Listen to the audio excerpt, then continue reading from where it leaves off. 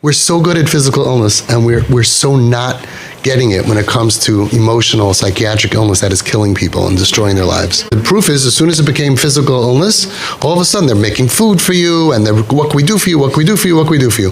But a kid is depressed, or anxiety, or suicidal, or tattoos, or off the derech, or all of these things, different color hair, but nobody's offering you help. That's changing because people don't know better. They want to be good, and the proof is, when it comes to physical illness, Klal Yisrael is the best. You go to the parents and say, I see your son, I see your daughter is struggling, looks like a great kid. What can I do to help you?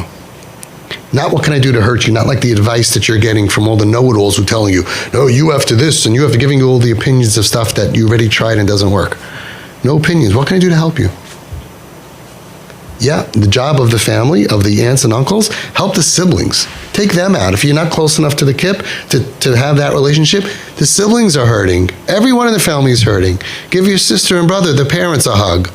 Take the siblings out, pick them up from supper, take them out to eat dinner somewhere, or go bowling with them. Normal, good, healthy stuff that they should feel that we got something that we didn't ask for that's bad. Now let's get some good stuff that we didn't ask for.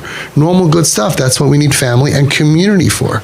The communities are going to have to start waking up and being there, which is what we do. It's been like 20, 30 years, and we didn't wake up yet.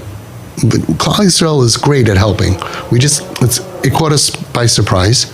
But now it's changing, and it's changing with TP parents and a lot of people that are watching clips and that are out there and that have a heart, and they say, you know what?